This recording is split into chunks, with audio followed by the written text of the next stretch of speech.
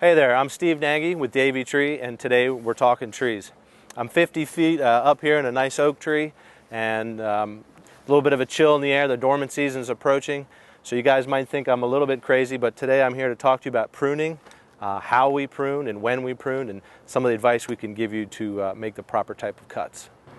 It's definitely a good idea to wait until the fall and into wintertime to do some of your pruning. One of the major reasons is that you can see the scaffolding branches of the tree and also visually inspect some of the non-essential branches. Another good reason is that you will be eliminating the spread of pathogens and possible insect infestations in some of the pruning cuts that you will be making on the tree. Okay, so we just talked about when we prune. Now let's talk a little bit about why we prune. One of the biggest reasons that we need to prune the tree would be for eliminating the dead or diseased or broken branches on a tree. One, for the tree's own health, and also for safety for the folks below the tree as well. Another reason we may prune to allow wind and light to penetrate through the canopy. Also, we can prune to create elevation or clearance around structures, and also for better fruit or flower production. Well, as you can see, I am pretty high up here in the tree, and I'm in my rope and saddle according to ANSI and ocean standards. Please do not try this at home. If the things you'd like to have pruned cannot be reached from the ground, please call and hire a professional licensed arborist.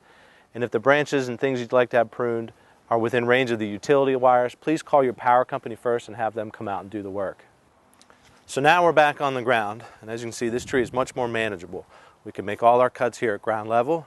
You can see there's no utility wires in the way, and there's no other safety concerns to prohibit us from doing our work. Also, I have my hard hat and my safety glasses, so let's get pruning. So what am I looking for when I prune this tree? As I mentioned before, we will want to remove dead, diseased, or broken branches for the health of the tree.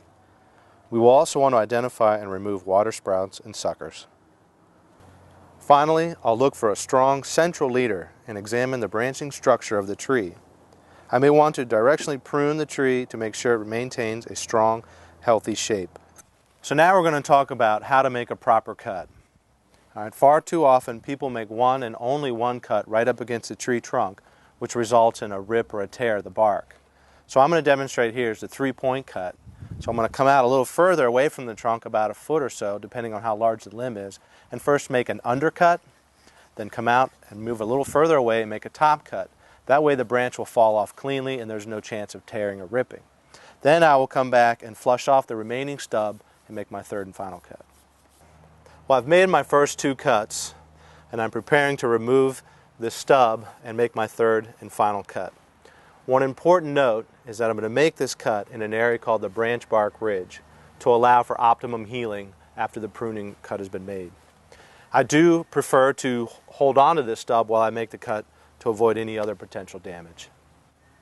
Proper pruning is not as easy as it looks, so if you have any questions, feel free to contact a professional and licensed arborist. I'm Steve Nagy with Davey Tree, and thanks for talking to us.